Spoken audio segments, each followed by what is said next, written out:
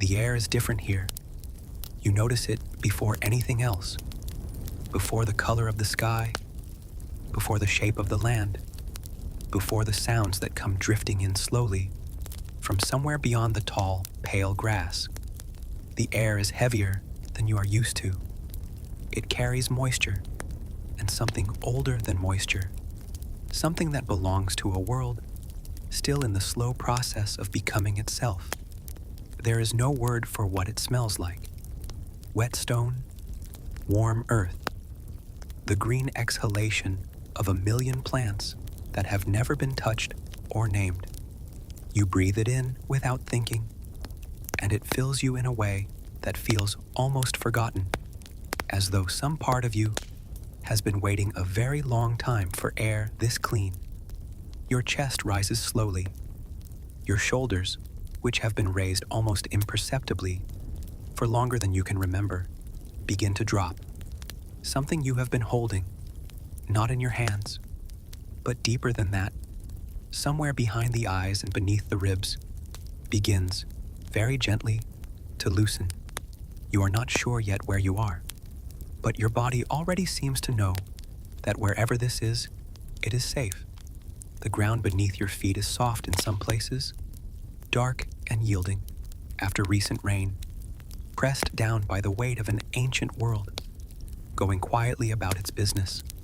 In other places, the earth is hard and pale and cracked, shaped by a sun that has been rising and setting over this land since long before anything with a voice existed to notice it. You look down at the ground for a moment. The soil is dark red at the edges, where it meets a low stone shelf. Tiny beetles move between blades of grass without urgency. The world at your feet is already complete, already whole, already ancient beyond imagining. You are standing at the edge of a vast open plain, and the world around you is 4 million years old. There are no roads leading here. There are no structures interrupting the horizon. There is no sound of engines, no vibration of machinery carried through the ground, no distant voice, no notification, nothing that asks anything of you.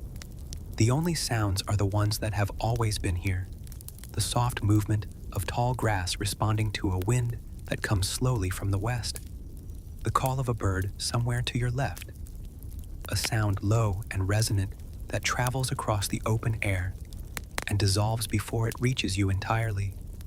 The plain ahead is immense.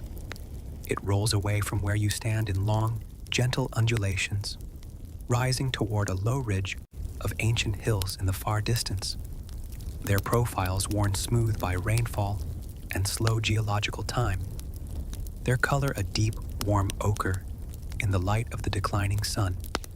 Between you and those hills, the land is alive with a stillness that is not emptiness. It is fullness, a fullness so quiet it can only be felt, not explained. Acacia trees stand alone at intervals, their wide flat canopies spread against the sky as though they have been practicing this exact posture for thousands of years, which they have. The grass around you is tall enough to reach your waist in places, pale gold and moving in slow, continuous waves, and the sound it makes is a whisper so low and constant that after a few moments you stop hearing it as sound at all. It simply becomes part of you. The sky above this ancient plain is the largest thing you have ever stood beneath. In the world you have left behind, sky is something seen in pieces, between buildings, through windows, above roads, cropped and sectioned by the constructed world. But here it is complete.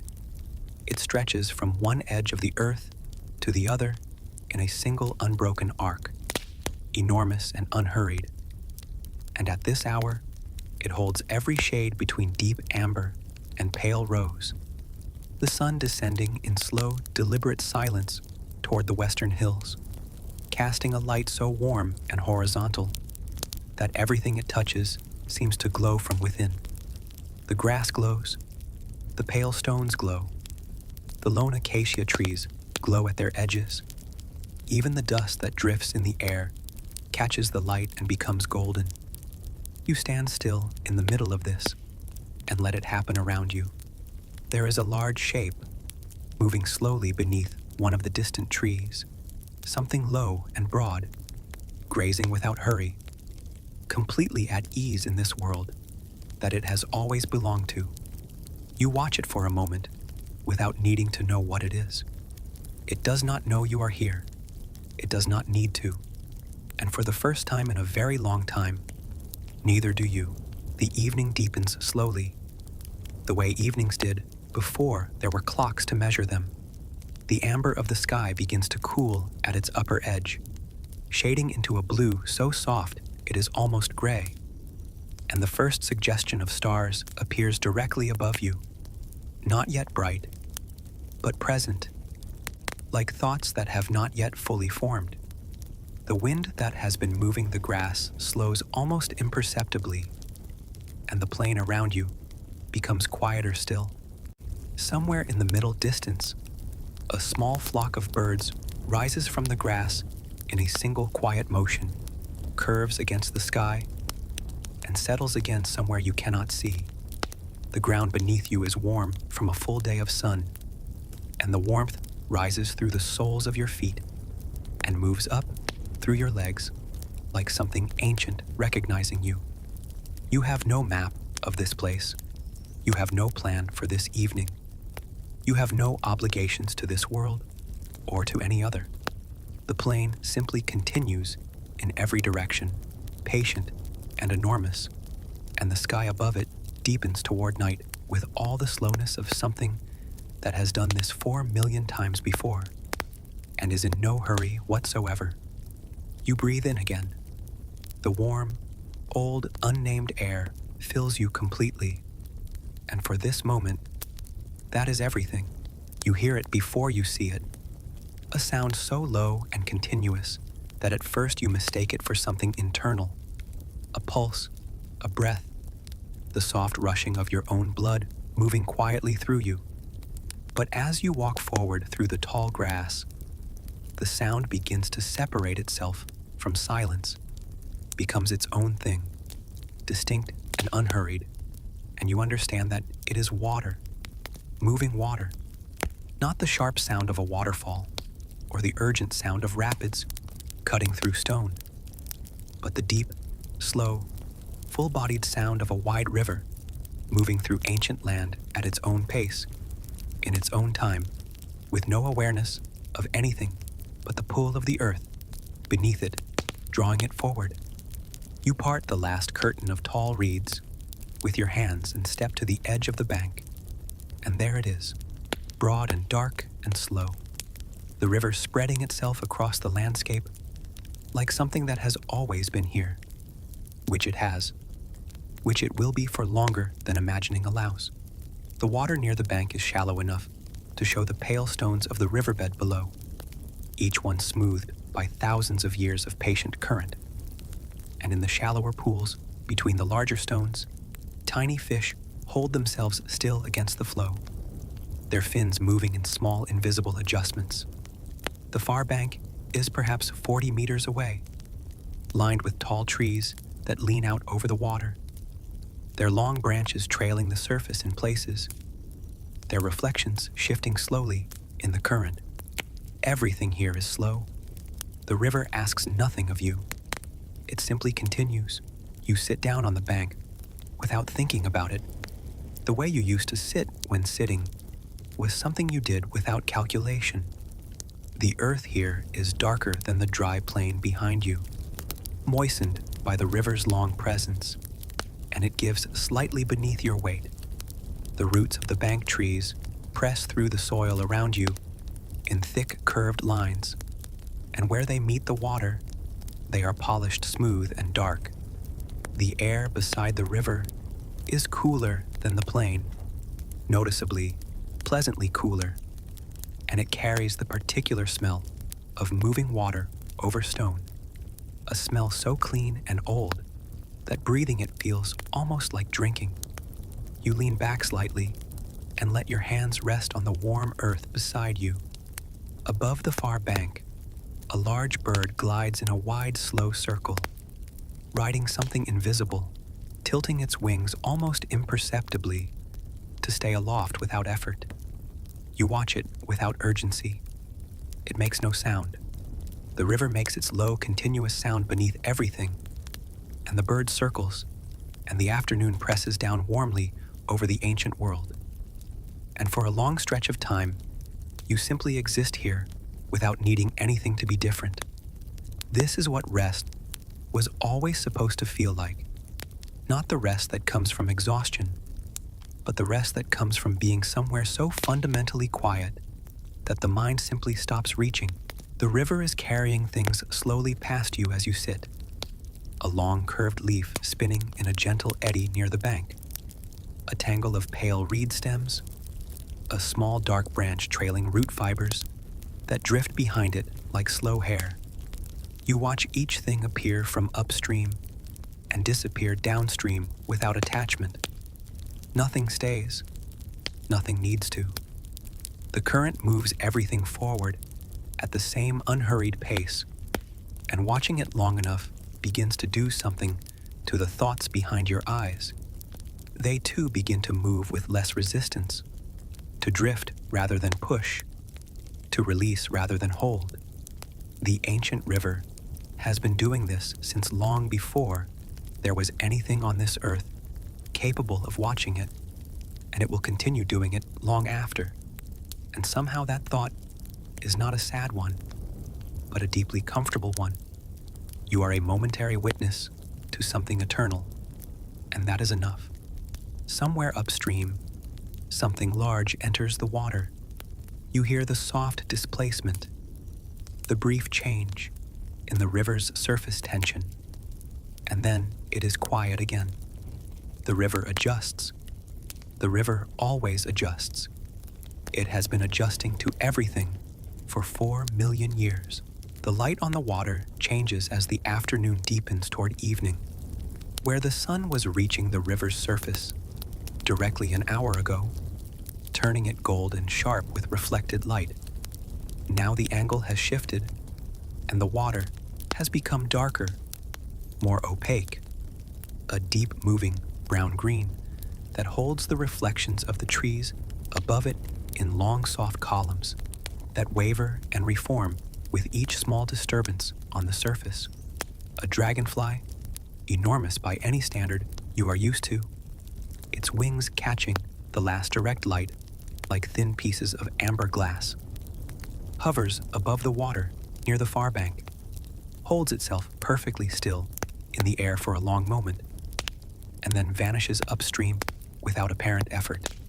The reeds behind you make a dry, soft sound in a breath of wind that moves across the plain and reaches the riverbank and then is gone.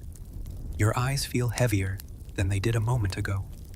The sound of the water fills the space behind your thoughts, steady and low and old, the oldest sound this landscape has made since the rains first gathered it from the hillsides and sent it moving toward the sea.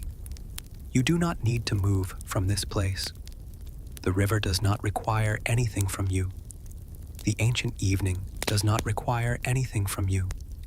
You can simply remain here, on this dark, warm earth at the edge of the oldest river, in a world 4 million years before noise, and let the current carry everything forward without your help, the way it always has, the way it always will, long and slow and endlessly patient in the fading prehistoric light.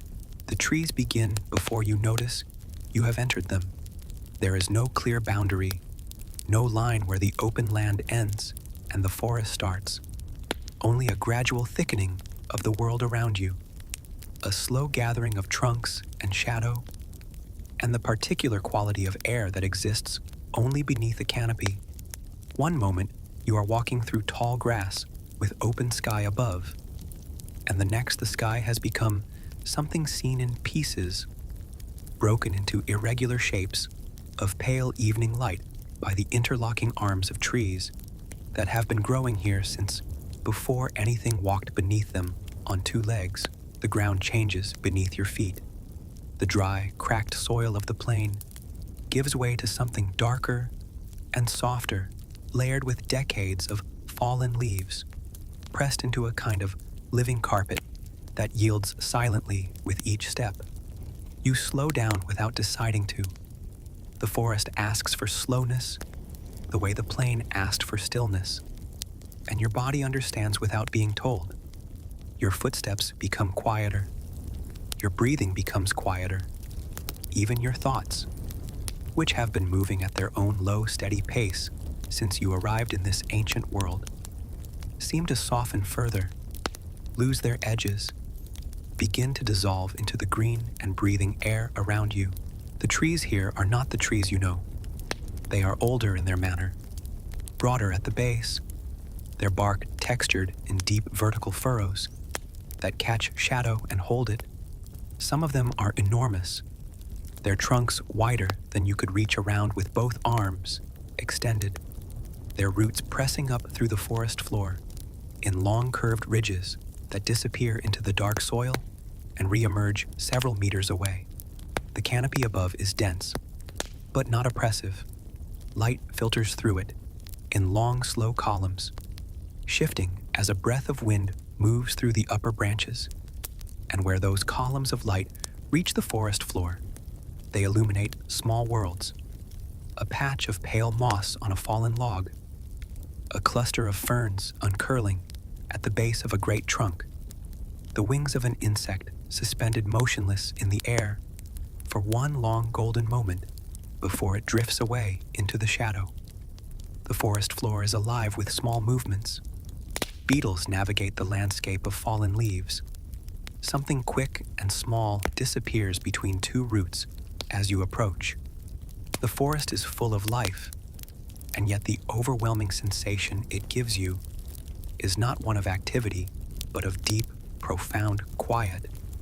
All the movement here is small and slow, and purposeful, and completely unbothered by your presence. You find a place where a great tree has fallen, long ago, long enough that its trunk has softened into the earth, and its bark has become a garden of moss and small ferns and pale fungi arranged in patient rows along its length. And you sit against it, your back against the soft moss, your legs extended on the forest floor before you. Above you, the canopy moves in a long, slow wave as wind passes through it somewhere far overhead, and the light shifts and reforms in its slow columns, and the sound the leaves make is something between a whisper and a breath, continuous and low and layered. A bird calls from somewhere deep in the trees, a single note, held, released, followed by silence so complete you can hear the forest settling back into itself around the sound. Your eyes move slowly across the scene before you without fixing on anything in particular. A thin shaft of fading light crosses the moss on the fallen trunk and makes it glow a color that has no precise name, somewhere between gold and green. And you look at it for a long time without thinking about it. This is the forest 4 million years before it had a name, before it was mapped or measured or owned or cleared. It has simply been here, growing and falling and growing again in its own enormous patient cycle. And you are sitting inside that cycle now, as small and temporary and perfectly safe as a leaf. The darkness in the forest deepens differently from the darkness on the open plain. On the plain, evening comes as a gradual cooling of the light, a slow dimming of the enormous sky. But here beneath the canopy, the forest dims from the inside, shadow pooling between the roots and filling the spaces between trunks before the sky above has properly darkened at all. The air cools noticeably. The smells of the forest change. The warm green smell of afternoon gives way to something earthier, deeper, the smell of soil and slow decay, and the particular damp breath that forests exhale when the day ends. Somewhere above you, invisible in the canopy, something shifts its weight on a branch and then is still. The insect sounds. which you had not consciously noticed until now, begin to change. The daytime sounds retreating, and a different set of sounds beginning, lower and more intermittent. The forest's nocturnal voice tuning itself gently in the growing dark. You lean your head back against the soft moss of the fallen trunk and look up through the canopy at the last pale blue of the evening sky visible in the spaces between the leaves. The trees stand around you in absolute silence, of their own making, enormous and unhurried and indifferent in the most comforting way imaginable. Not cold, not hostile, simply ancient beyond the reach of anything as brief as worry. You are safe inside the oldest forest on earth. Nothing here asks anything of you. The trees have been standing here long before you arrived, and will stand here long after, and in between. For this one quiet moment, you are simply here with them, breathing the same air, held by the same dark and patient ground. You emerge from the forest edge into a landscape so vast and open, it takes your breath away. The transition happens almost without warning. One moment, you are stepping over the twisted roots of ancient trees, and the next the canopy opens completely, and the sky fills your entire vision, enormous and blue, and pressing down warmly on a landscape of golden grass and scattered stone. The sun is higher than it was before, higher than it should be by the measure of normal time, and yet somehow the light feels softer now, more diffuse, as though you have walked not just through space but through hours without noticing their passage. The plain stretches away from you in every direction, gentler than the plain you first arrived at, more broken up with low stone outcrops and weathered boulder fields scattered across the grass like the bones of the earth showing through. The air here is very warm and very still. There is almost no wind. The grass moves only occasionally, responding to heat rather than breeze, rippling in slow waves that have nothing to do with air and everything to do with the warmth rising from the ground itself. Somewhere far to the east, a heat shimmer rises from the distant land and makes the horizon waver and dissolve. You stand at the forest edge for a long moment, simply taking in the enormity of it. The sky here is not just blue, it is layered in shades of blue, deeper at the top where it approaches the limits of atmosphere, lighter and warmer at the horizon where it meets the land. This is the sky 4 million years ago, unpolluted and complete, and so blue it seems impossible that any other color could exist. You begin to walk out onto the savanna, and with each step, the forest behind you becomes smaller, less real, more like a memory than a place you have actually been. The grass here is not as tall as the grass on the plain where you first arrived. It reaches only to your knees in most places, and it is drier, more golden, with a texture that feels almost papery when you brush your hand across it. The ground beneath is hard and pale, baked by the sun, and here and there are patches of exposed stone, volcanic bedrock worn smooth by wind and weather, or scattered boulders that have rolled down from the low hills that rise in the distance. One of the boulders is large enough to sit against, and you make your way toward it, moving slowly through the golden grass, feeling the heat of the stone reach you before you touch it. When you sit down against it, the warmth soaks into your back almost immediately, deep and comforting, like being held by something ancient and patient. The stone is rough against your skin, textured with thousands of years of weathering, and when you place your hand against it, you can feel the heat radiating from its depths. This stone has been lying here since long before the forest grew up in the distance. It will lie here long after, and for now, you are simply resting against it in the middle of an enormous golden plain under an enormous blue sky, with nothing between you and the horizon but grass and more grass, and the slow heat of a sun that has been burning in the same place since before anything on this earth existed to warm itself by it, the quality of light at this time of day, whatever time it is, wherever you are in the progression toward evening, is unlike anything in the world you came from. There are no shadows here, or rather, the shadows are so soft and diffuse, they almost don't qualify as shadow at all. The sun is high and direct, and everything it touches is illuminated completely, rendered in shades of gold, and pale yellow and warm cream. The grass seems to emit its own light. The boulders scattered across the plain glow softly at their edges. Even the air itself seems luminous, filled with particles of dust or heat or something else entirely that catch the light and scatter it gently across the landscape. You lean your head back against the stone and look up at the sky. The blue is so complete, so undiluted by clouds or haze, that you can almost see the curve of the earth in it. The sense that you are standing on a sphere, rotating beneath an infinite dome of light.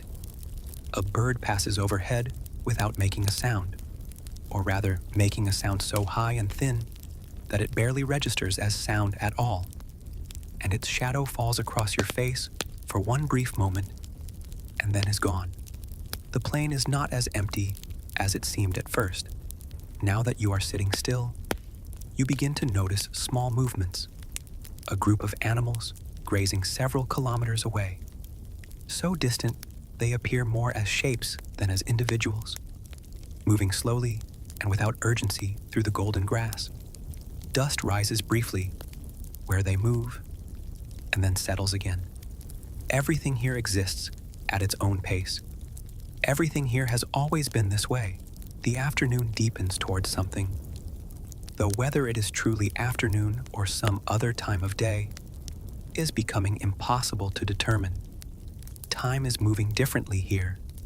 It moves with the heat, slowly and inevitably, like the sun moving across the sky, like the grass moving in the warm air, like your own breathing becoming longer and deeper as you rest against the ancient stone. The warmth from the rock soaks deeper into your body, releasing muscles you did not know were tense, quieting thoughts you did not know were still moving. The landscape seems to breathe around you, expansions of heat, contractions of shade, the subtle shifting of light across the grass that happens when you are not directly looking at it, but notice it anyway from the corner of your awareness. A herd of prehistoric animals passes in the distance, moving with the same slow patience as everything else in this ancient world. And you watch them without needing to know what they are or where they are going. The stone at your back is warm and unchanging. The sky above is vast and unchanging. The grass moves in the heat, and the light glows on everything. And somewhere very far away, a sound, perhaps thunder, perhaps the call of something enormous, reaches you as a pressure more than a sound, a vibration in the air that passes through you without disturbing the deep quiet that has settled over your entire being. You close your eyes and feel the sun on your face. You are safe here. You are so far from any world that could harm you. Time is moving so slowly that it is almost stopped. And in this moment, beneath this ancient blue sky, that is all that exists. The animals come at dusk, when the light has turned golden again, and the heat of the day has begun, very slowly, to release its grip on the land. You did not plan to come here. You have simply been walking, drifting really, across the savanna as the afternoon stretched itself into evening, following no path, moving in no particular direction. And now you find yourself at the edge of a wide, shallow pool of water that catches the last direct light of the sun and holds it like something precious. The pool is not large, perhaps 30 meters across at its widest point, and it is fed by a small stream that emerges from the rocks above. and tumbles down in a series of soft cascades before spreading out into the still water below. The bottom is visible through the shallows, pale sand and smooth stones, and as you watch, small fish move through it, their movements deliberate and unhurried. The banks of the pool are worn smooth by countless visits, by countless creatures coming to drink across countless years, and the earth here is darker than the surrounding savanna, packed hard by the weight of hooves and paws and feet across millennia. Around the pool, the grass has been grazed short by herbivores, creating a clear zone between the water and the taller grass beyond. And in this zone, you can see the tracks they have made, deep impressions in the soft earth, some fresh, some old and half filled with dust, all of them speaking to the same ancient truth. This is a place where life comes to sustain itself, where thirst is answered, where safety and danger exist in careful balance. You settle yourself on a low outcrop of stone at the edge of the pool, partially hidden by a cluster of boulders, and wait. You are not sure what you are waiting for or how long you will wait, but something in the ancient world around you suggests that waiting is what should happen now. The light continues to change. The sun moves incrementally lower toward the western horizon, and with each small movement, it takes the angle of light shifts, transforming the pool from gold to amber to a deep rose that catches the edges of the rocks around it and makes them glow. The water itself becomes darker, deeper, reflecting the sky above it more clearly now, becoming almost a second sky lying on the earth. The small stream continues its soft descent from the rocks, and the sound it makes is the only sound in this part of the ancient world. A gentle splashing, a soft rush of water over stone, a sound so quiet and continuous that after a few moments, it stops being sound and becomes simply the background against which silence exists. You breathe very slowly. Your heartbeat has become almost inaudible, even to yourself. The world is moving into evening, and you are moving with it, becoming less present, more diffuse, beginning already to dissolve into the gentle darkness that will eventually cover everything. They appear first as shapes in the distance, emerging from the tall grass on the far side of the clearing, with the same slow inevitability as the approaching dusk. A group of large herbivorous animals, moving in a loose formation, their massive bodies moving with a grace that seems impossible given their size. They are not hurried. There is no tension in their movement, no sense of urgency or fear. They simply come to the water because this is the time for coming to water, because their bodies require it, because they have done this countless times before and will do it countless times again. As they draw closer, you can see the details of them more clearly, the curve of their massive shoulders, the texture of their thick hides, the slow swing of their heads as they move, alert but not alarmed. They do not notice you. You are very small, very still, hidden in the rocks, and shadow at the edge of their world. One by one, they reach the water's edge and lower their great heads to drink. Their reflections appear in the still water beside them, doubling them, making the moment seem almost unreal, as though you are watching two worlds at once, the world of solid bodies and the world of their perfect mirror images. The water ripples around their mouths, disrupting the reflection, and then settles again as soon as they lift their heads. The sound they make drinking is a soft splashing, a deep exhalation, the occasional low vocalization between them that seems to carry meaning, but is utterly beyond your understanding. They are completely at peace. They are completely safe.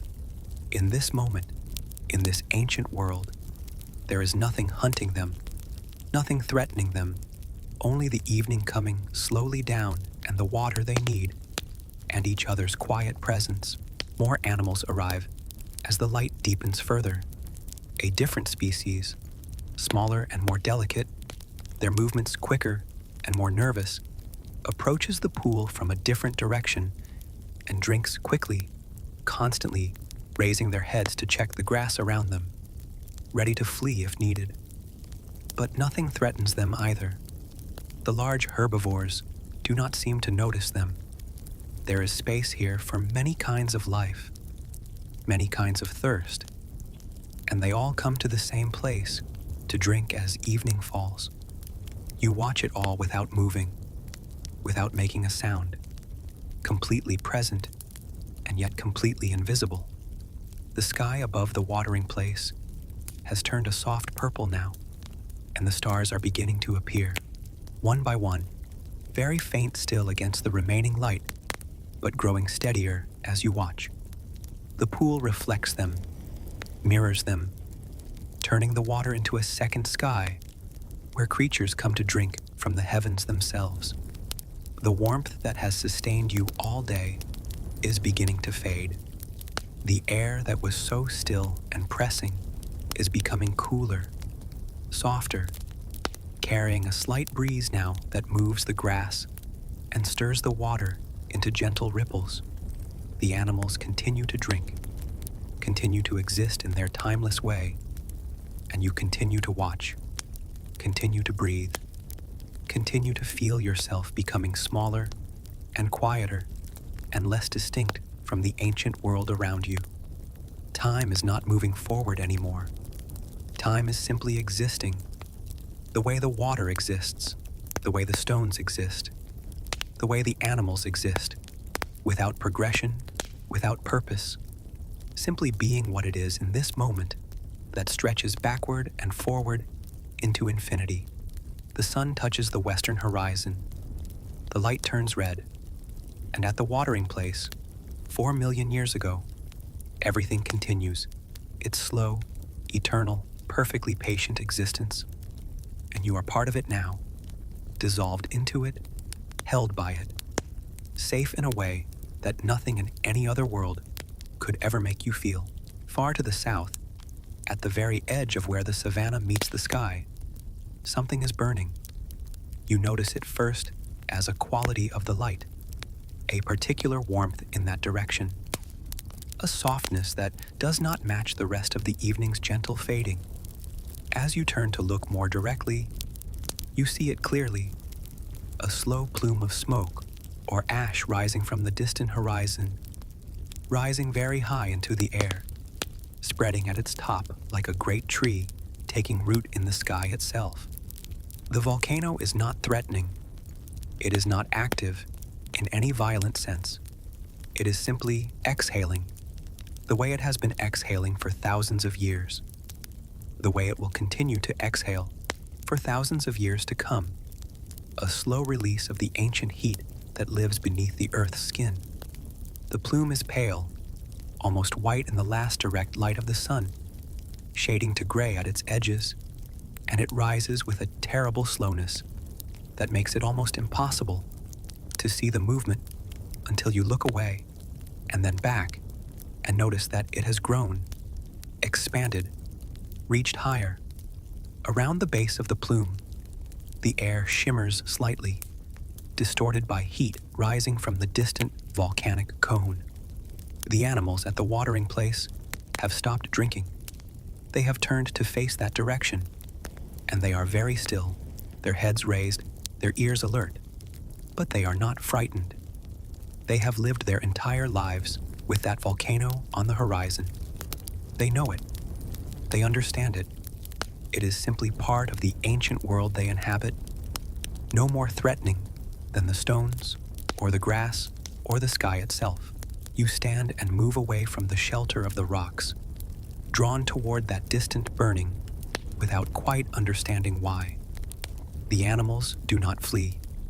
They watch you pass without any sign of alarm, their great eyes reflecting the last light of the day, their attention divided between you and the distant volcano. The grass beneath your feet is cool now, the day's heat finally releasing it. And with each step away from the watering place, the world seems to expand, to open further, to reveal itself more completely. The volcano draws you, not because you need to go there. You understand with perfect clarity that you will not reach it, that it is too far, that the night will come first. But because standing here under the opening sky, watching that slow plume rise and rise, you feel something ancient and deep respond within you. This is the earth itself, breathing. This is the planet exhaling the heat that lives at its core, the same heat that has been there since the beginning, the same processes that continue even now, 4 million years in the future, the same slow geological patience that will continue long after you and everything you have ever known has become dust. The sight of it is not frightening. It is the opposite of frightening. It is tremendously calming, in a way that only enormous things can be, in a way that only understanding your own smallness can be. The light around the volcano begins to change as the sun sinks lower and lower toward the western horizon, the direct rays no longer reaching that distant cone, the plume beginning to darken as it rises away from the illuminated air below. The ash catches the last light of the sun in its upper reaches, and for a few moments it glows a pale orange, almost red, a color that seems to come from within the ash itself, rather than reflected from the sun. Then the sun touches the horizon completely, and the light begins to change fundamentally. The entire sky shifts from the warm golds and ambers of afternoon into something entirely different. A deep rose at the horizon, shading upward through orange and amber to purple, and then to the deepest blue at the zenith, where the first bright stars are already becoming visible. The volcano is no longer illuminated from below. Now the light comes from above, from the vast sky itself, and the ash plume appears almost translucent against it, a ghostly column rising from a place you cannot quite see anymore, rising and rising into the darkening air. The animals have returned to the watering place. You can hear them in the distance, moving quietly, settling themselves for the night. The grass around you is completely still now. The breeze has died entirely. The world has entered that strange, suspended moment between day and night when nothing seems quite real, when everything is rendered in shades of blue and purple, and the air itself seems to hold its breath. You sit down on the warm earth and look toward the distant volcano, watching the ash plume continue its slow rise into the darkening sky. The temperature is dropping noticeably now, but the ground beneath you still holds the warmth of the day, radiates it slowly into the cooling air. Your body has become very quiet. Your thoughts have become very quiet.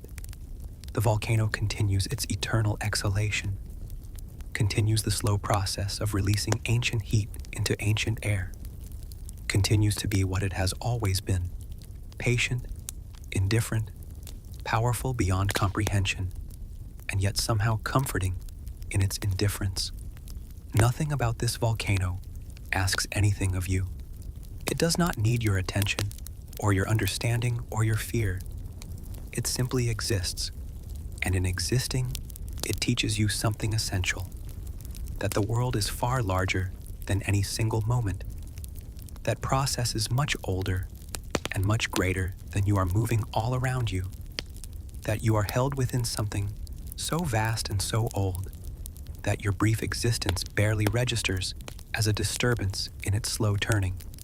The first stars become clear and bright as the last light fades from the western sky. The volcano's plume is now visible only as a darker shadow against the deep purple of the evening, a shape that catches starlight and holds it slightly. The air has become cold enough that you can see your breath, small clouds of warmth rising into the cooling darkness. And still the volcano exhales. Still the ash rises. Still the ancient earth continues its slow and endless process of transformation. Indifferent to the small creature watching from the grass, indifferent to time, indifferent to anything but the deep forces that move at its core. You are very small. You are very safe. You are being held by something so old and so patient that your thoughts can finally stop their reaching, can finally surrender, can finally begin the long descent into the deep quiet that waits beneath all waking things. The volcano burns on the distant horizon, and the night gathers around you, and somewhere very deep in your body, sleep begins to whisper its ancient invitation. The night has settled completely now, and with it has come a stillness so profound that it seems almost impossible that any movement exists anywhere in the universe. The wind that moved through the grass during the day, that rustled the leaves of the forest, that carried the heat of the afternoon across the savanna, all of it has ceased. There is no wind. There is only air, cool and completely still, holding the sense of the ancient earth without moving them anywhere. When you breathe, your breath rises straight up into the darkness above you and dissipates without traveling sideways at all. The grass around you does not move. The leaves of the distant acacia trees do not stir. Even the ash plume on the distant horizon seems to have paused, frozen in its eternal rising, held in place by air that will not carry it further. In this absolute stillness, the world has become something different. It has become a place of pure presence, stripped of the motion that usually defines life and movement and change. Everything is simply here. Everything is simply being. And in that being, something in you that has been restless since before you arrived in this ancient world begins finally to come to rest. The stars above are beyond counting. In the world you came from, the night sky is mostly empty, a few bright points of light surrounded by vast darkness. The true astronomical abundance hidden by the glow of human civilization, by dust and light, and the accumulated brightness of countless artificial sources. But here, 4 million years before any of that exists, the sky is alive with stars. They are so numerous that the darkness between them seems almost accidental, small pockets of absence in an otherwise luminous sky. The Milky Way stretches from one horizon to the other in a pale river of light, its individual stars too numerous to resolve into separate points, creating instead a soft band of milky radiance that seems to emanate from the sky itself, rather than being a collection of distant suns. Constellations you recognize shift and rotate around the pole star, which itself has moved in the millions of years since you last saw it, so that the sky is familiar and utterly foreign at the same time. You lie back on the warm earth and look up at this impossible abundance of light, and something in your chest loosens so completely that you are not sure you will ever be able to tighten it again. The stars do not care that you are watching them. They have been burning in these positions since before anything on this earth existed, and they will continue burning long after. Your attention means nothing to them. Your presence means nothing to them. And somehow, this is exactly the comfort you have been seeking without knowing it. The sounds of the night are beginning now, very quiet, very spaced out, nothing like the constant ambient noise of a modern night. A creature calls from somewhere in the distant grass, a low sound, almost more feeling than sound, a vibration that travels through the earth and reaches you as much through your body as through your ears. It calls once and then is silent. Something else answers from a different direction, equally quiet, equally spaced, equally unhurried. These are not the sounds of animals hunting or being hunted. These are the sounds of the ancient world simply existing. The creatures within it communicating in ways that have nothing to do with urgency or fear. They are simply saying, I am here. I exist. I am aware of your existence. The calls fade into silence again. Minutes pass. The stars wheel slowly overhead, imperceptibly but continuously, marking time in the most ancient way. Your eyes are becoming heavier. You notice it without alarm. Your body is warm where it rests on the earth, cool where the night air touches your skin. And this contrast, this gentle balance between warmth and cool, is becoming almost unbearably soothing. The tension you have carried in your shoulders for longer than you can remember has released completely. Your hands, which were always reaching for something, are now simply resting at your sides. Your mind, which was always moving, is now moving much more slowly, drifting rather than driving, following the path of least resistance through your own consciousness. The volcano on the distant horizon has become invisible now in the darkness, but you know it is still there, still breathing its slow exhalation into the night. Even without seeing the ash plume, you can feel its presence, can sense the ancient heat still radiating from its depths, can understand at some level beneath thought that the earth itself continues its slow transformation, its endless process of becoming, its deep patience that puts all human concepts of time to shame. The night around you is not empty, it is full of presence.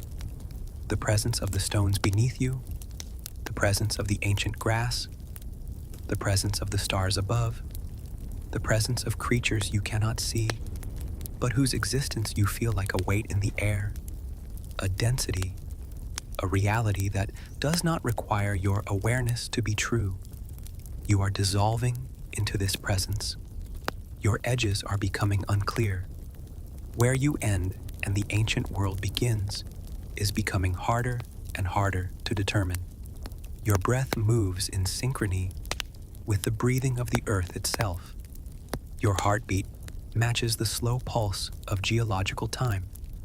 Your thoughts are becoming less like thoughts and more like the slow drift of clouds across a night sky, present but not demanding, moving but not going anywhere, simply existing in their own quiet way.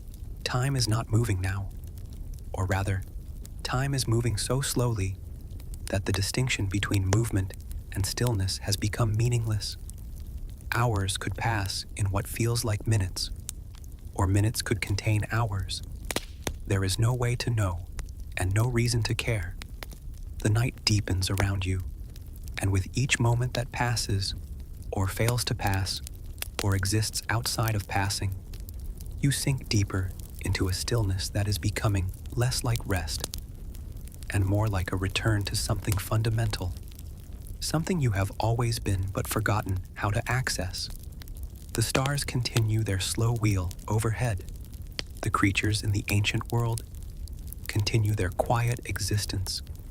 The volcano continues to breathe, and you, small and temporary, and perfectly held by the vast indifference of the prehistoric earth, continue to exist in this moment that is beginning to stretch backward and forward infinitely, touching all moments at once, containing everything that has ever been and ever will be in its stillness. The wind has carried nothing away. It has carried nothing toward you. It simply does not exist in this moment.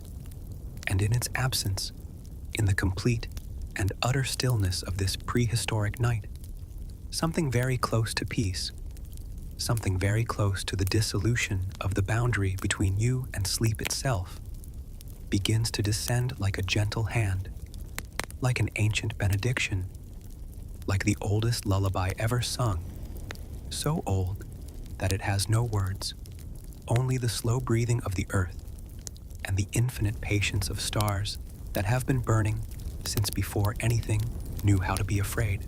Your eyes remain open, but they are no longer searching. They simply receive what the night offers: the vast stellar display above, the pale band of the Milky Way stretching across the sky like a river of ancient light, individual stars so bright and clear that they seem almost close enough to touch, separated from you by a distance so enormous that your mind cannot quite hold it.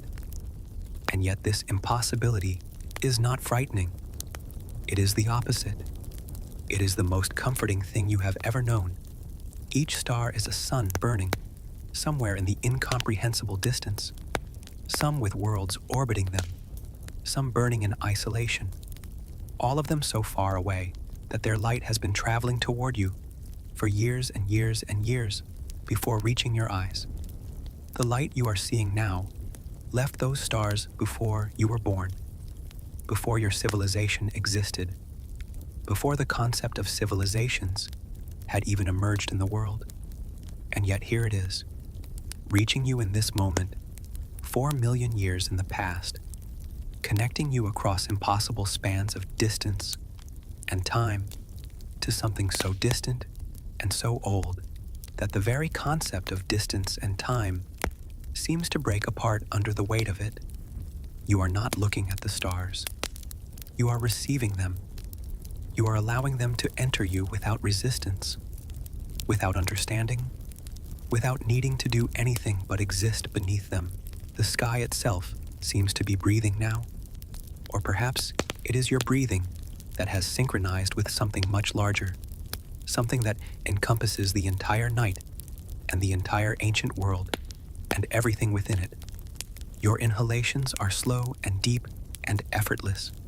Your exhalations are long and complete, releasing not just breath, but all the small tensions and resistances that were still held somewhere in your body. With each breath, you feel yourself becoming less distinct, less separate from the world around you, more like you are made of the same substance as the night air, the same ancient materials as the soil beneath you, the same stardust as the distant suns burning overhead. The boundary between you and not you is becoming gossamer thin. You are not afraid of this dissolution. You are welcoming it. You are inviting it. You are surrendering to it the way you would surrender to sleep, the way you would surrender to anything that promised this kind of peace, this kind of release, this kind of return to something fundamental that you have been seeking without knowing its name. The creatures of the ancient night have become quiet again. Their calls have faded into silence, but their presence is still felt, their existence still real, their participation in this moment still acknowledged. Somewhere to the east, where the night is slightly less complete, the sky is beginning to show the faintest hint of what will eventually become dawn, though dawn is still hours away, still a concept that belongs to a different time, a different moment of the Earth's rotation. The stars above will fade when that light arrives. They will not cease to exist. They will continue burning in their distant places, but they will become invisible, overwhelmed by the brightness of a single nearby star, the sun that sustains this world. But that moment is not yet. For now, they burn in their full abundance, unchallenged, undiminished, filling the entire dome of the night sky with their ancient light. You watch them without effort. Your eyes are so heavy now that keeping them open seems almost impossible, and yet somehow they remain open, continuing to receive the starlight, continuing to drink in the pale radiance of the Milky Way, continuing to exist in this state of perfect receptivity. Your awareness is becoming very strange now. You are simultaneously more present than you have ever been, and more absent.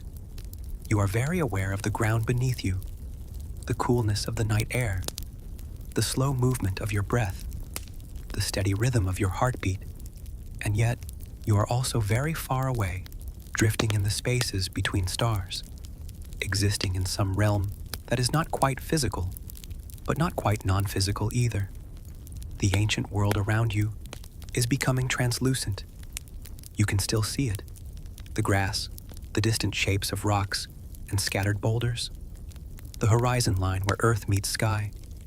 But it is becoming increasingly dreamlike, increasingly like something you are remembering rather than experiencing. And this too is not frightening. This is simply what happens when consciousness begins to release its grip, when the mind begins to let go of its constant surveillance and control, when the boundary between waking and sleeping becomes so thin that the distinction ceases to matter. The stars are still there. They are still burning. Their light is still reaching you across impossible distances. But now that light seems to be coming from inside you, as much as from outside you, a light that exists in your awareness itself, a light that is illuminating not the ancient world, but the spaces behind your eyes, the interior landscape of your own consciousness, beginning to drift toward sleep. Time has become almost completely irrelevant now. You have no idea how long you have been lying here. It could be minutes or hours. The night sky gives no indication of how much of it has passed. The stars have not noticeably changed position, or perhaps they have moved far more than you realize, and you simply cannot perceive the movement at this scale of vastness. Your thoughts are moving very slowly now, so slowly that they are barely thoughts at all. They are more like sensations, like drifts of feeling that arise and dissipate without ever quite becoming language or concept. Images move through your awareness: the river, the forest, the savanna, the volcano on the distant horizon. But they are not memories of experiences you have had. They are more like whispers from the ancient world itself, like the earth speaking directly to you in a language that does not require words. Your body feels very heavy now, pressed down by the weight of the earth itself, held in place by forces much larger and much older than you. And yet, you also feel weightless, as though you are floating, as though the boundary between your body and the night air has dissolved completely, and you are simply a localized area of slightly greater density in the vast darkness. The stars continue their silent burning. The ancient world continues its eternal existence, and you, small and temporary and dissolving, continue to lie beneath it all. Your eyes still open, but seeing nothing now. Your awareness still present, but present in a way that is very close to absence, very close to sleep, very close to the complete and utter peace that comes when the mind finally surrenders to the vastness that surrounds it and has always surrounded it, the vastness that you are finally, at last, beginning to understand is also the vastness that you are, that you have always been, that you will continue to be long after this moment has become a dream within a dream within a dream. And the stars wheel silently overhead in their ancient, patient, eternal turning. You are walking, though you cannot remember deciding to walk, cannot remember standing up or beginning to move. The forest has returned around you, but it is not the forest you walked through before.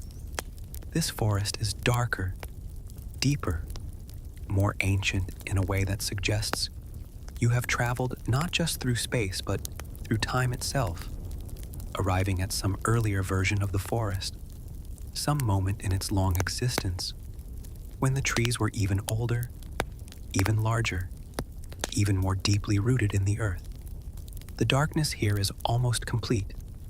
The stars above are hidden by the canopy, and the moon, which you did not notice rising, provides only the faintest illumination, enough to suggest the shapes of things, but not enough to clearly reveal them.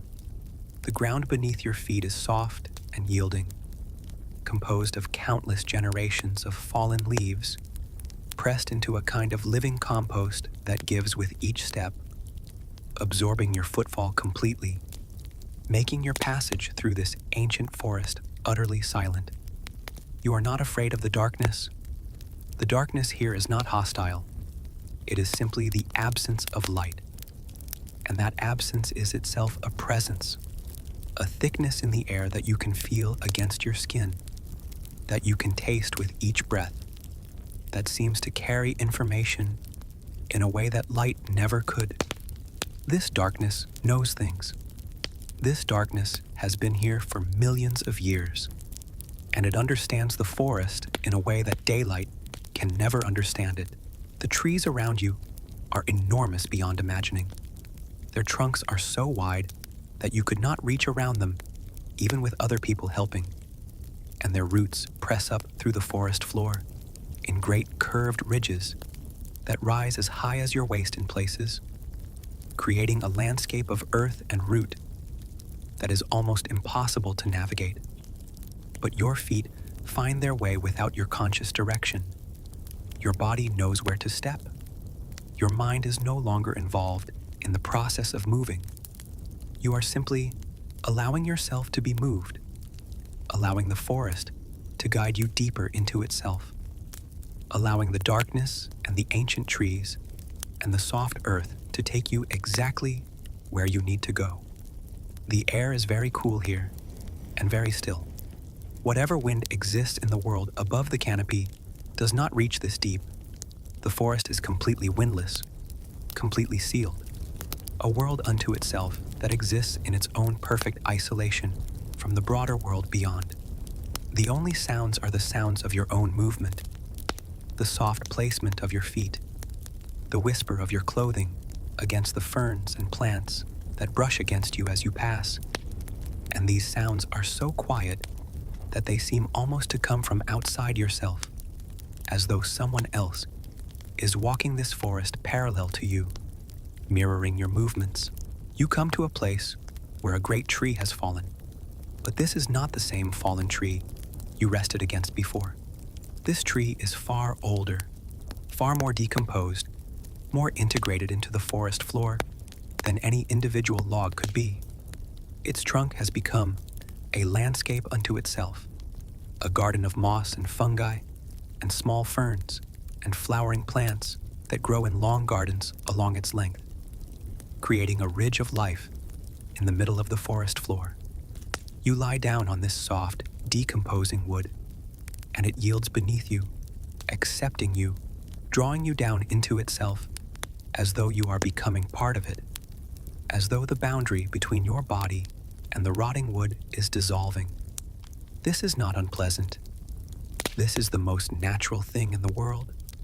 Your back rests on something that is neither solid nor liquid, somewhere between life and death, somewhere in the process of becoming soil again, becoming the foundation for new growth, returning to the earth in the most complete and honest way possible.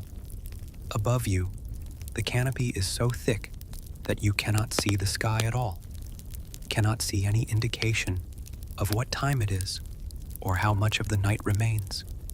It could be midnight or 3 in the morning or an hour before dawn. The forest does not measure time this way. The forest simply exists in a perpetual state of becoming and returning, of growth and decay, of life feeding on death and death feeding on life in an endless cycle that has no beginning and no end. Your eyes are closing now. You are not making them close. It is simply happening, the eyelids falling slowly as though weighted, as though it requires no effort at all to release the world from view. The darkness behind your eyelids is not empty. It is full of images and sensations and something that might almost be described as memory, but is not quite memory because it belongs to the earth itself rather than to you. You see the forest as it was in earlier centuries, when different trees stood where these trees stand now, when different creatures walked these paths. You see the cycles of growth and death playing out at accelerated speed, thousands of years condensing into seconds, the forest breathing and transforming, and remaining eternally itself all at once. You feel the deep patience of the trees, their willingness to stand in one place for thousands of years, their acceptance of the slow processes of growth and the eventual return to Earth. And somehow, in experiencing this, you are beginning to understand something fundamental about the nature of time itself, something that the modern world, with its clocks and schedules and constant urgency, never allows you to grasp. Time is not linear. Time is cyclical. Time is patient. Time is eternal. And within time, the only thing that truly matters is presence. Simply being here.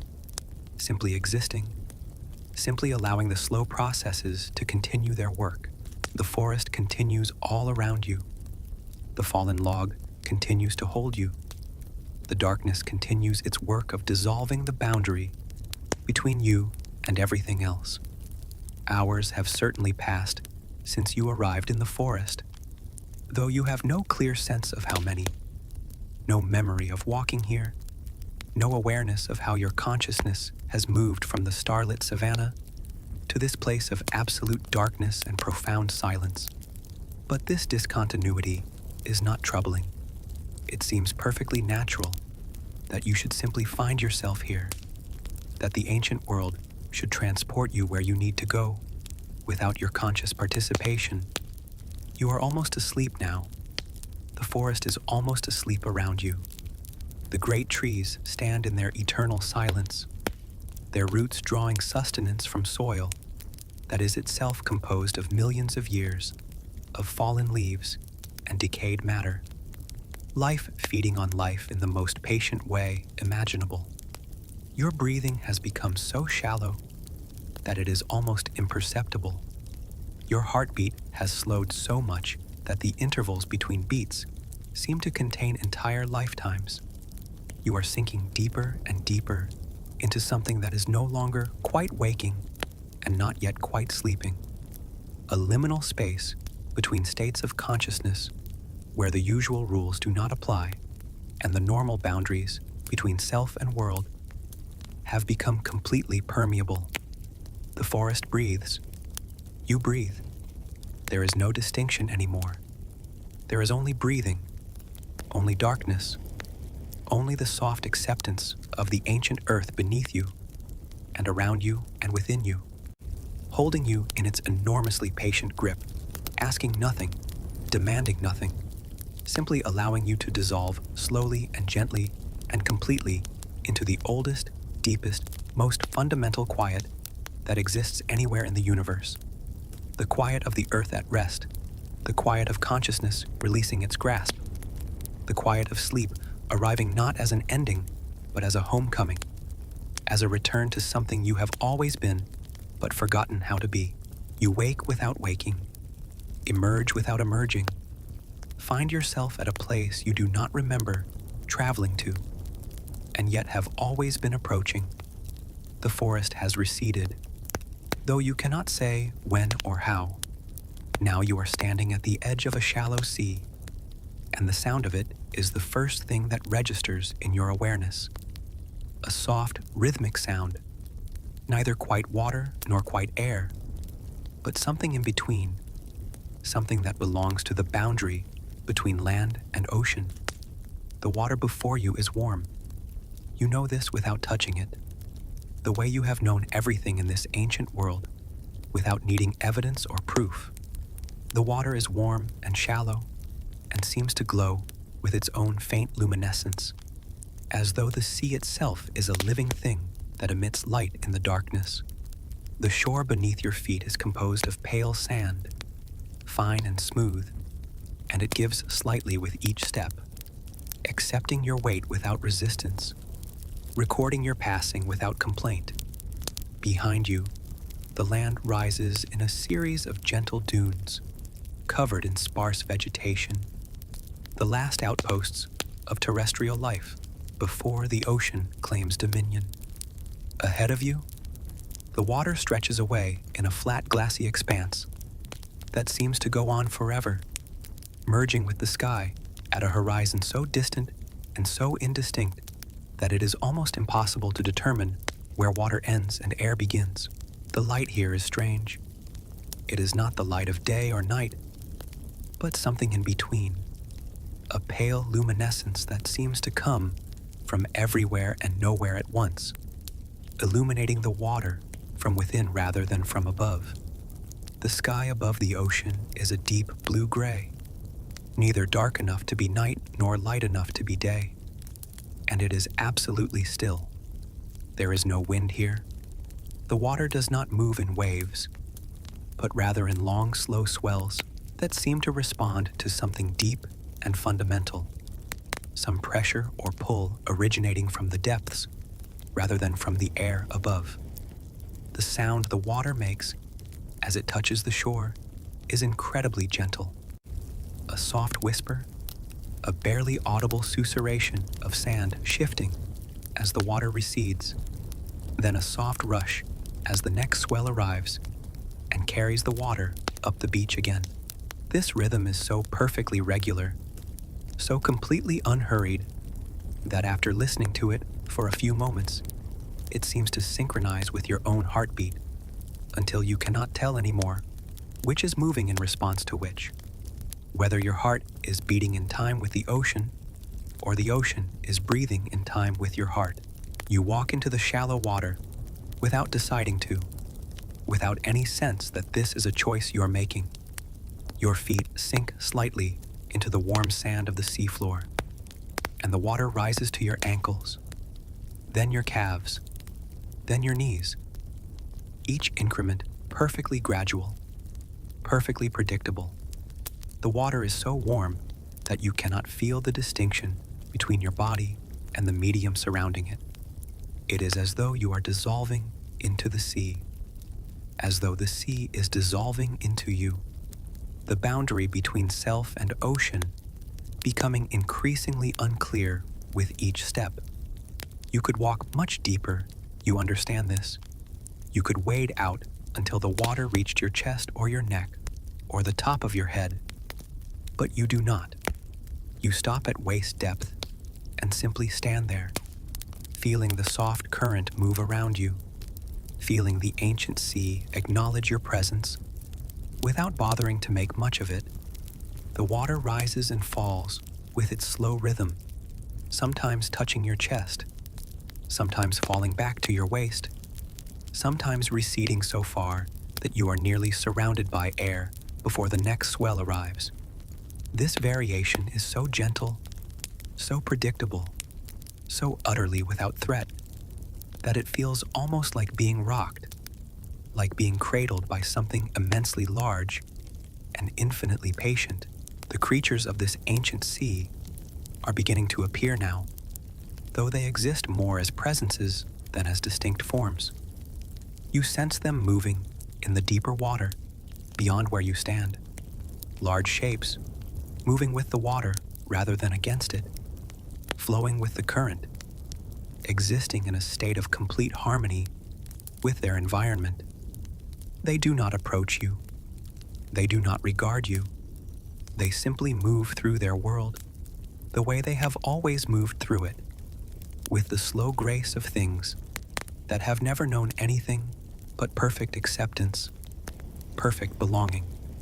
The water around you is alive with smaller movements as well. Tiny creatures moving through the water with minimal effort, drifting more than swimming, existing in a state of nearly complete surrender to the currents that carry them. You watch the way they move without trying to understand them, simply observing the way they exist, the way they accept the water that surrounds them, the way they participate in the ancient dance of this shallow prehistoric sea. Your own breathing has become synchronized with the rhythm of the water rising and falling around you. Your thoughts have become so quiet that they are barely present anymore. You are simply here, standing in warm, ancient water, feeling the slow pulse of a sea that existed millions of years before you were born, and will continue to exist millions of years after you are gone. The horizon continues to be unclear, the boundary between water and sky remaining blurred and indefinite. But you do not need clarity. You do not need to know where one thing ends and another begins. The very uncertainty is comforting. The very dissolution of boundaries is soothing. The very impossibility of distinguishing one element from another is deeply, profoundly restful. Time has stopped passing, or rather, time has become so slow that the distinction between movement and stillness has become meaningless. You could stand here for seconds, or hours, or years, and it would feel the same. The water would continue its slow rise and fall. The creatures of the deep would continue their gentle movements. The pale light from within the water would continue to illuminate everything with its soft, sourceless glow. Your body feels incredibly heavy now, pressed down by the weight of the water and the weight of exhaustion and the weight of 1,000,000 years of accumulated rest. But it also feels weightless, floating, supported by the warm, ancient sea in a way that requires nothing from you but your presence. Your eyes are beginning to close again. The sound of the water is filling your entire consciousness, replacing thought, replacing awareness, replacing the boundary between you and the world with a single unified sensation of being held and cradled and supported by something so ancient and so patient that it has transcended the very concept of time. The shallow sea continues its eternal rhythm. The light from within the water continues to glow, and you, small and temporary, and dissolving completely now, continue to stand in this warm, ancient water at the edge of the deepest sleep, feeling the slow pulse of a world so old and so patient that it seems almost to be waiting with infinite gentleness for you to finally, completely let go. You are sitting now, though you do not remember the transition from standing to sitting. The water has receded, or perhaps you have walked back to the shore without conscious awareness of the movement. Now you are positioned at the edge of a riverbank, and beside you rises a wall of exposed earth and stone. Layers upon layers of sediment visible in perfect clarity, each stripe a different shade of color, each band a story written in rock and clay and compressed ancient soil. The light here is still that strange pale luminescence, coming from everywhere and nowhere, illuminating the stratified wall with perfect clarity so that you can see each layer distinctly, can trace the way one color fades into another, can understand without needing explanation that each stripe represents time, vast stretches of time compressed into inches of stone, millennia pressed into centimeters of clay. You reach out and place your hand against the wall, and it is cool and slightly damp, textured with millions of particles of ancient earth. Your fingers trace along the boundary between two distinct layers, feeling the point where one era ended and another began, where some dramatic change in climate or weather or geological circumstance caused the river to begin depositing a different kind of sediment, a different color, a different composition. As you sit here with your hand against the stone, something begins to happen to your perception of time. You are no longer experiencing it as a flow, as a river moving in one direction, carrying you along towards some future moment. Instead, you begin to perceive it the way the stone perceives it, as layers, as accumulation, as the slow pressing down of moment upon moment upon moment, until each individual moment becomes indistinguishable from all the others, until time itself becomes a physical substance, a material thing that can be touched and examined and understood.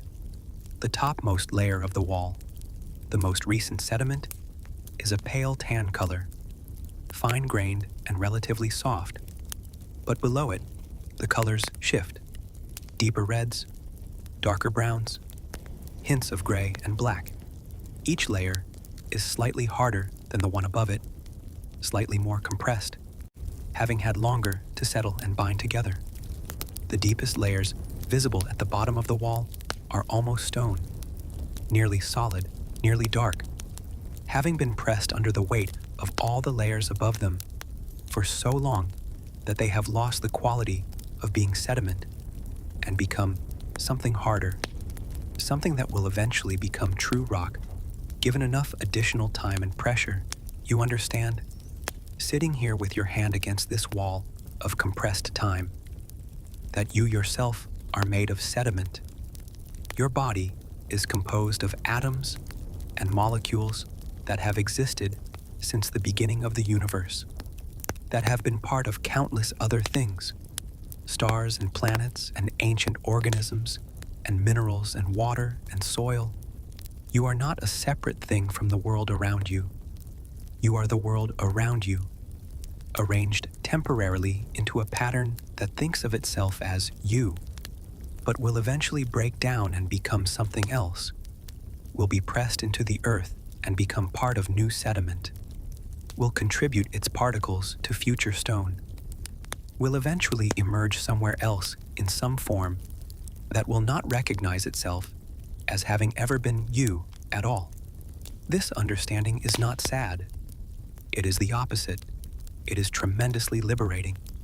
It means that you are not separate from anything. You are continuous with everything.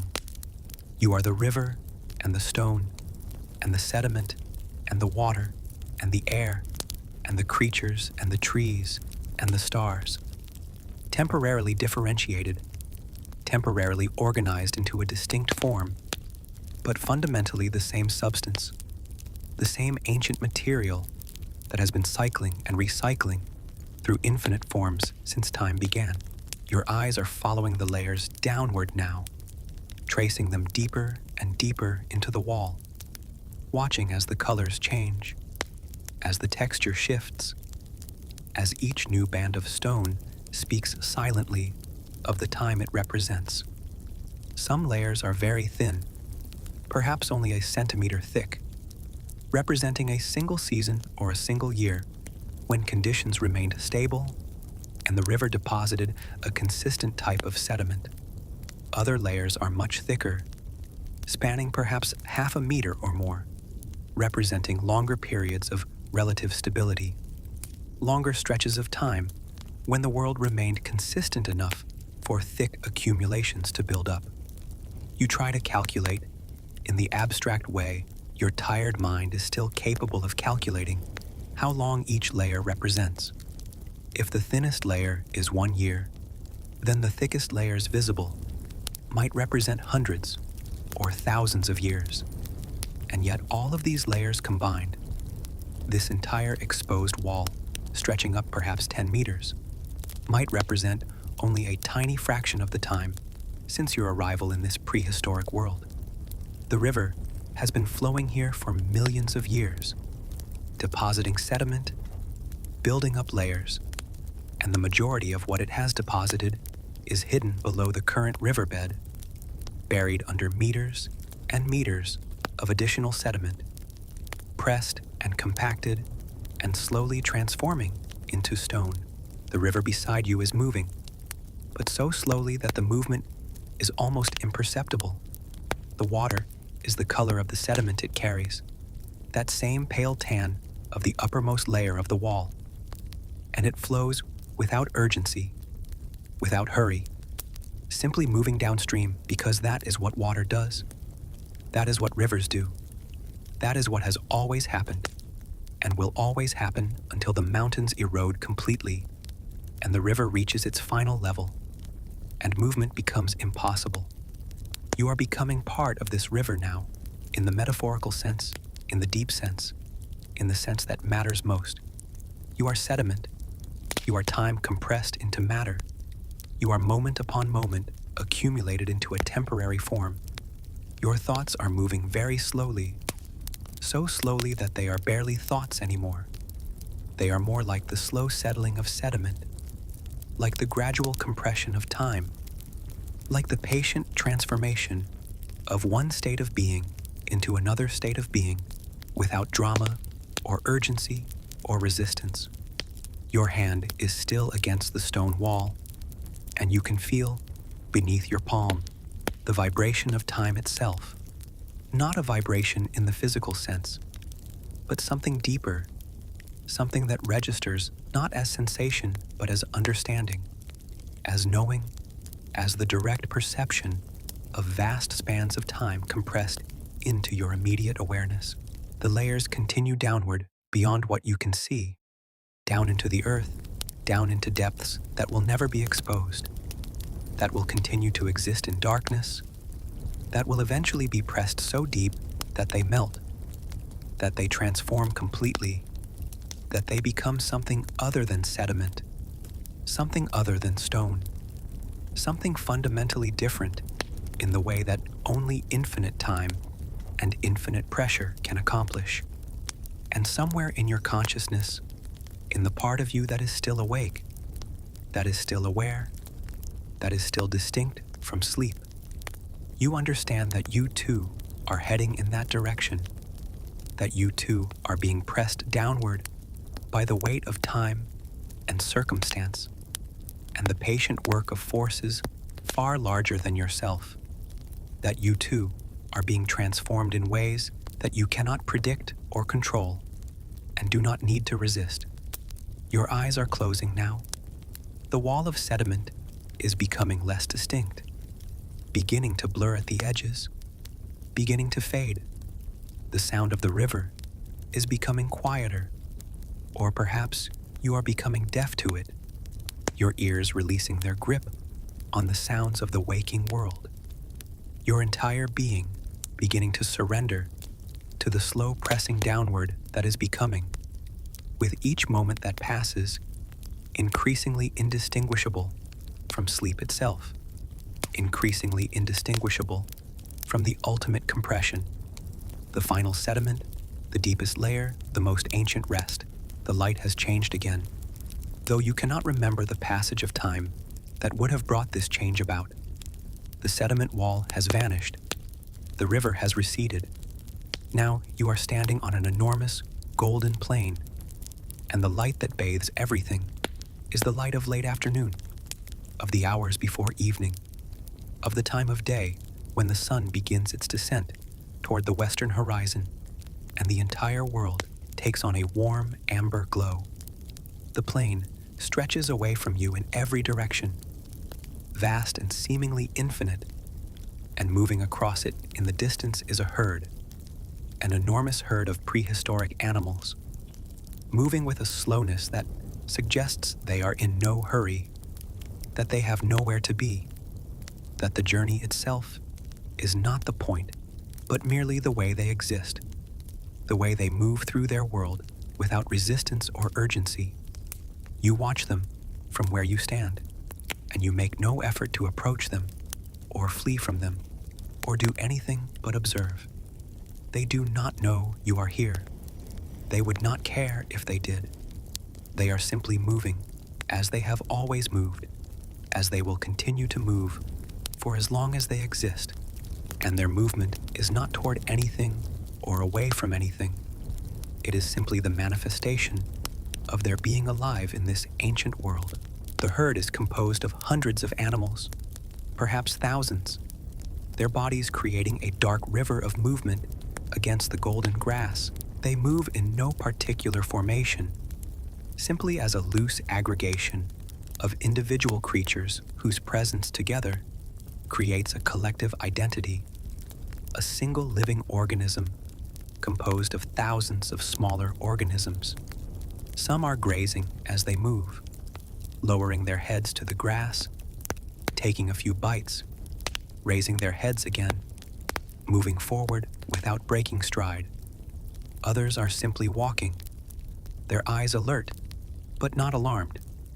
Their massive bodies moving with a grace that seems impossible given their size. The sound they make is a kind of soft thunder, the collective impact of thousands of hooves striking the earth, muffled by the grass, reaching you as a low vibration more than as a sound, a vibration that you feel in your chest rather than hear with your ears.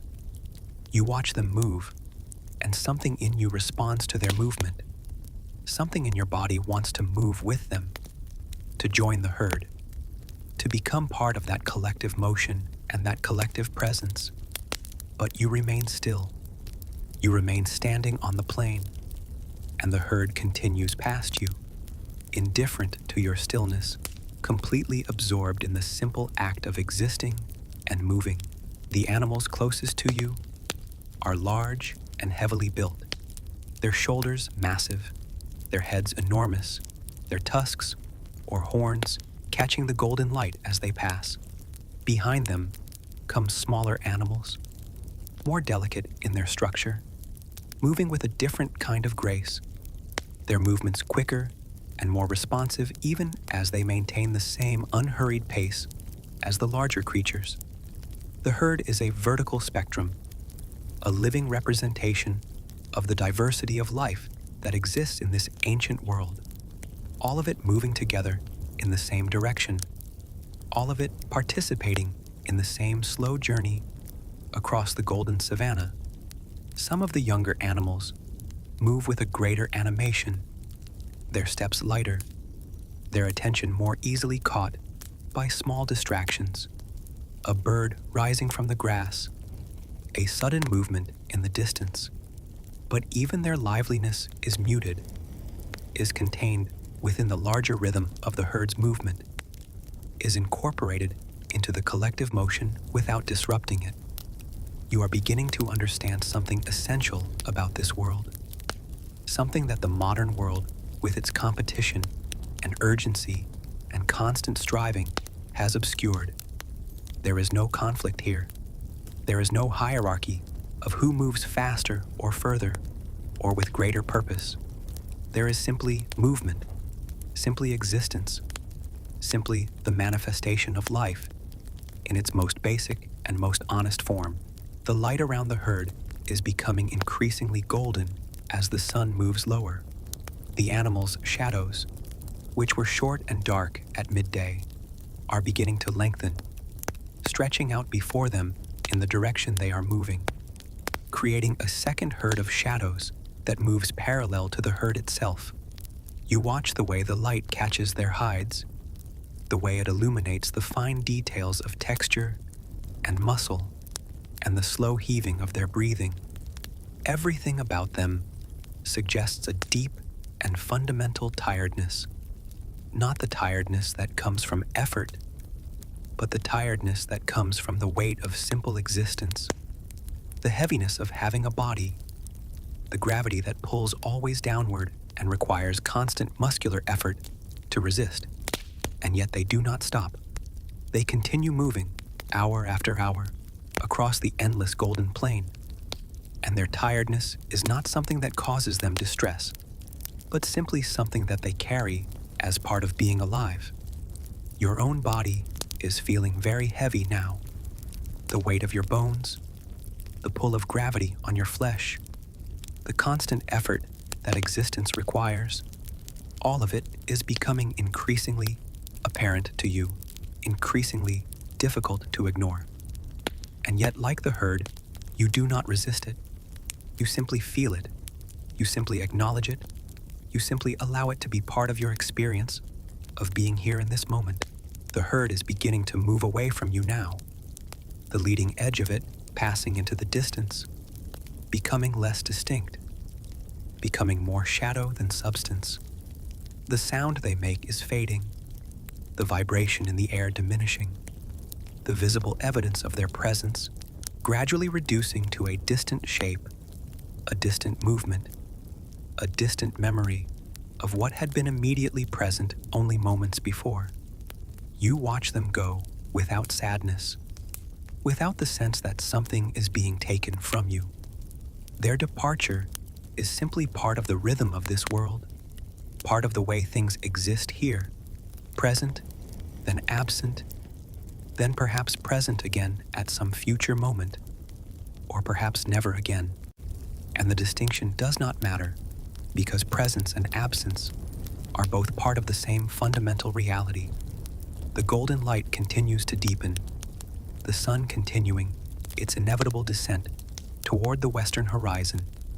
The entire landscape becoming increasingly warm in its coloration, increasingly soft in its illumination. The plain around you is completely still now.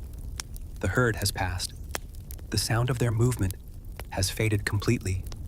You are alone again, standing in the middle of an enormous savanna, watching the light change, feeling your body become heavier and heavier, feeling your consciousness begin to drift, in the way that it drifts just before sleep, in the way that it has been drifting for hours now, in the way that it will continue to drift, until there is nothing left to drift, until all movement has stopped, until you have achieved the same stillness as the stones and the grass and the patient earth beneath your feet. The herd is gone now, disappeared over the horizon, returned to wherever herds return to when they pass from your awareness, and you remain smaller than you have ever been, more tired than you have ever been, more peaceful than you have ever been, waiting for the darkness to come, waiting for the final light to fade, waiting for the moment when waking and sleeping become indistinguishable, when the boundary between you and sleep dissolves completely, when you finally, utterly, completely surrender to the oldest and most patient force in the universe, the simple, inevitable, beautiful descent into rest. The rain came without your noticing it begin.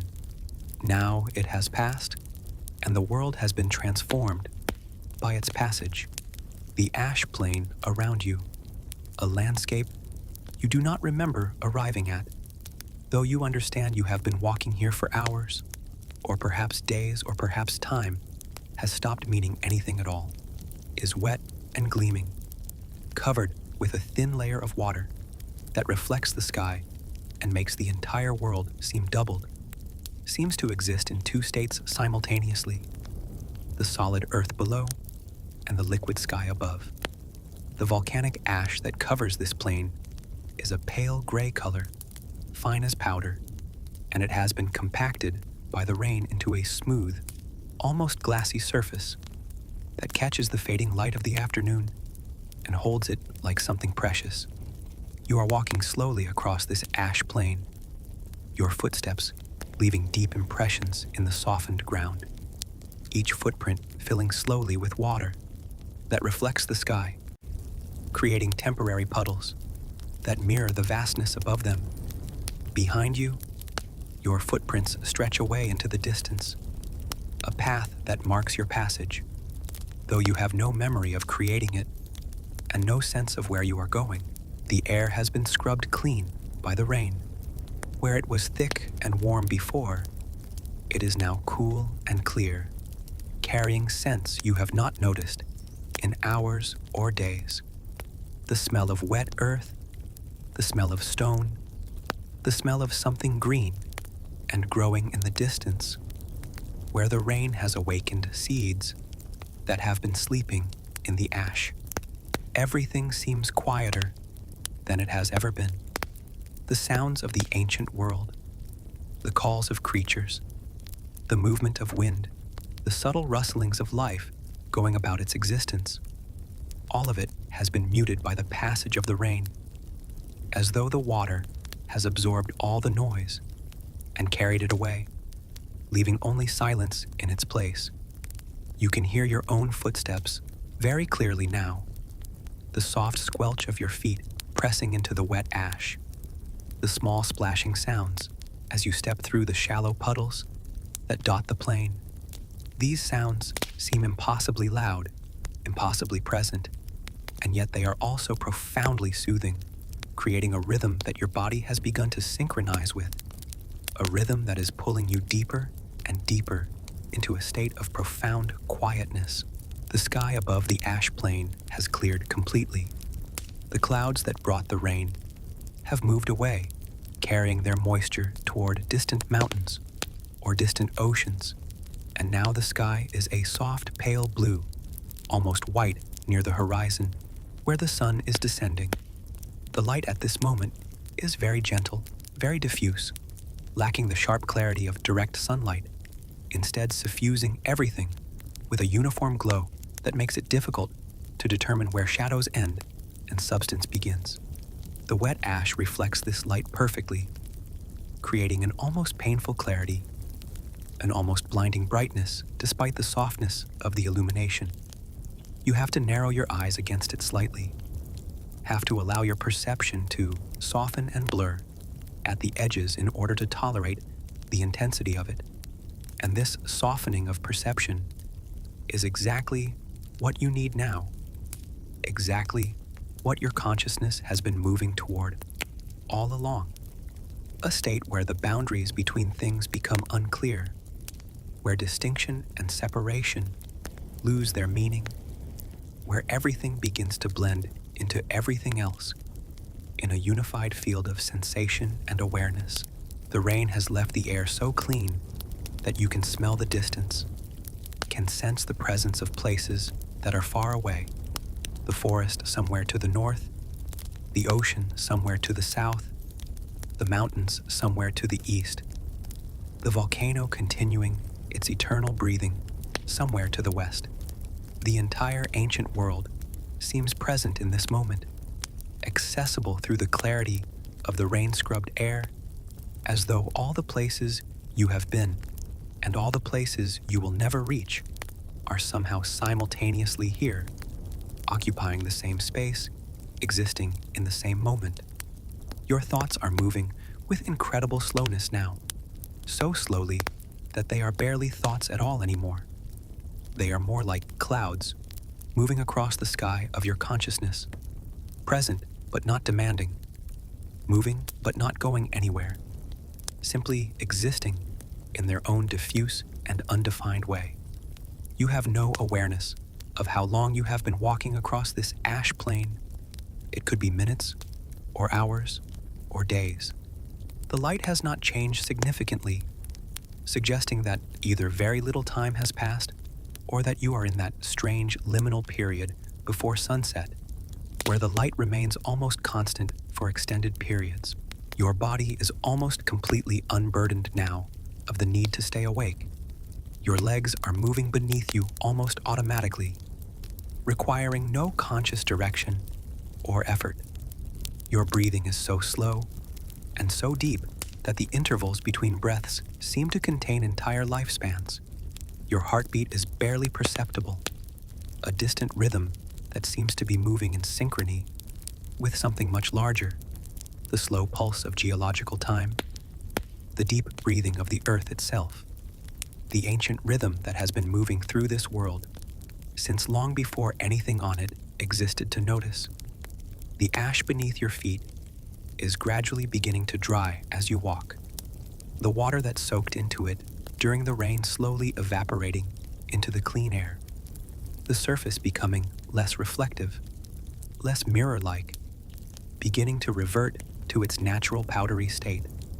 But this transformation is happening so slowly that you are only barely aware of it, only noticing it in retrospect when you glance back and see that your footprints are no longer filling with water, are no longer reflecting the sky, are becoming instead simple depressions in the ash, records of your passage that will themselves eventually be smoothed away by wind and time. The horizon in every direction is merging with the sky, becoming unclear, becoming just another variation in the palette of pale blue and pale gray that surrounds you. You can no longer determine where the land ends and the air begins. You can no longer distinguish clearly between the direction you have come from and the direction you are moving toward. Everything is becoming one thing, one vast undifferentiated space that is neither here nor there, neither now nor then, neither waking nor sleeping, but existing in some state between all of these distinctions. The ash plane continues beneath your feet, but it is becoming less real, less present, less distinct from the air above it or the sky surrounding it. Your body continues to move, but the movement is becoming automatic, becoming less a product of your conscious will and more a simple continuation of momentum from moments long past. The rain has cleaned everything away, All the complexity, all the distinction, all the separate things that seemed so present and so real just hours ago. And what remains is something so simple, so pure, so utterly empty of the need for anything that it is almost indistinguishable from sleep itself.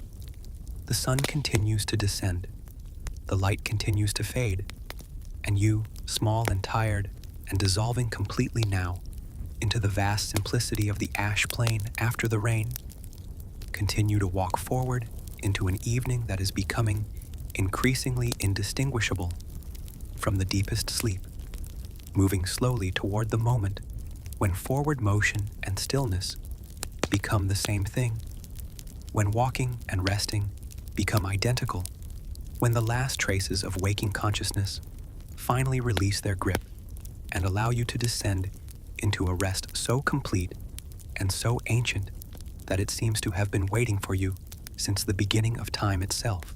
You are inside now. The transition happened without your noticing.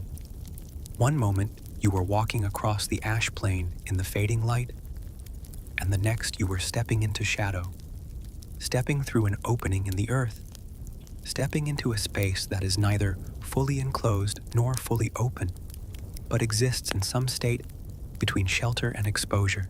The cave mouth opens directly onto the plain you have been walking, and behind you, the last light of day illuminates a narrow band of the ancient world, the ash plain glowing pale rose in the dying light, the sky above it deepening into purple and dark blue. But in front of you, the cave extends backward into complete darkness, a darkness so total and so absolute that it seems almost to have physical substance, seems almost to be a thing unto itself, rather than simply the absence of light. You move deeper into this darkness without hesitation, without fear, drawn forward by something you cannot name and do not need to understand. Your eyes adjust slowly, finding faint sources of illumination you do not consciously perceive. A slight luminescence from deeper within the cave, perhaps reflected light from some hidden opening far inside, perhaps something else entirely that your mind cannot quite grasp. But there is enough light to move by, enough to see the rough texture of the stone walls around you, enough to understand the shape of the space you are moving through. The stone of the cave is warm. This is the first thing that truly registers. The unexpected warmth of the rock at your back, at your sides, beneath your feet. The cave has been holding the warmth of the day, has been slowly releasing it into the darkness, and now that warmth surrounds you, like something alive, like something that is embracing you, like something that is welcoming you into its depths. The walls are rough and textured, carved by countless years of water, flowing through this space, shaped by forces so patient and so powerful that they make human concepts of time seem like the brief flickering of an eyelid. You place your hand against the stone as you move deeper, feeling the texture beneath your palm, feeling the warmth radiating from the rock, understanding in some deep way that this stone has been here since before your species existed, and will remain here long after everything you have ever known has turned to dust. Your footsteps make soft echoes as you walk, the sound of your foot striking stone, the sound traveling forward into the darkness, bouncing off distant walls, returning to you as a whisper of itself, a ghost of sound that confirms the existence of space, even though you cannot see it. The darkness becomes more complete as you move deeper into the cave. The faint light from the entrance behind you is fading, becoming less influential, becoming just another memory of the world outside. The darkness in front of you is becoming total, becoming the dominant reality, becoming the only thing that exists, and yet you are not afraid. The darkness here is not hostile or threatening. It is simply the absence of light, and that absence is itself a comfort, is itself a sanctuary, is itself exactly what you need in this moment. Your other senses are beginning to compensate for the loss of sight. You can hear the faint sound of water somewhere deeper in the cave, a soft dripping, a steady rhythm, a sound so quiet and so patient that it seems almost to be a heartbeat, the heartbeat of the earth itself, the pulse of geological time made audible. You can smell the cave, the smell of stone, the smell of ancient earth, the smell of something very old and very deep and very patient. You can feel the temperature of the air changing slightly as you move, becoming cooler, deeper inside, becoming fresher, becoming almost alive in its coolness. You find a place where the cave widens out, where you can sit with your back against the stone wall and your legs extended before you into the darkness. The stone at your back is warm and comforting, and it seems to fit the contours of your body perfectly, as though this space was created specifically for you to rest in, as though the cave has been waiting for your arrival since its formation millions of years ago. You settle into this position without conscious decision, and once you are sitting, the weariness that has been accumulating in your body for hours or days or longer becomes suddenly apparent, becomes overwhelming, becomes almost unbearable. You are so tired. Your bones are tired. Your blood is tired. Your consciousness is tired in a way that sleep alone cannot address. A tiredness that comes from the accumulated weight of existence itself, from the burden of being alive, from the simple fact of having a body that requires constant effort to maintain, constant fuel to sustain. And here, in this cave, with your back against warm stone and darkness surrounding you completely, that tiredness is finally being acknowledged, finally being welcomed, finally being allowed to manifest in its complete and absolute form. The sound of the dripping water continues in the darkness. You are no longer sure if it is coming from deeper in the cave or if it is coming from inside your own body, if it is the pulse of blood in your veins or the pulse of water in some hidden underground stream far beneath you. The distinction is becoming meaningless. Everything is becoming merged. Everything is becoming one thing. The warm stone at your back, the cool air around you, the darkness that surrounds you completely, the sound of water and heartbeat and breathing. All of it is merging into a single, unified sensation, a single unified presence that is neither you nor the cave, but something that contains both, that encompasses both, that has transcended the distinction between subject and object, observer and observed. Your eyes have closed. You are no longer aware of when this happened or why. They simply closed, the way eyelids close when consciousness releases them. And now the darkness is complete, both outside and inside, and there is no difference anymore between the darkness of the cave and the darkness behind your eyes. Time has stopped. Or rather, time is moving so slowly that the distinction between movement and stillness has become completely irrelevant. You are sitting in this cave with your back against warm, ancient stone, and you could be sitting here for seconds or hours or years, and it would feel exactly the same.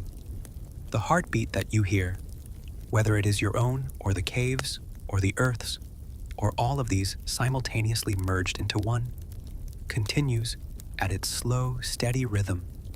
The water continues its patient dripping in the distance.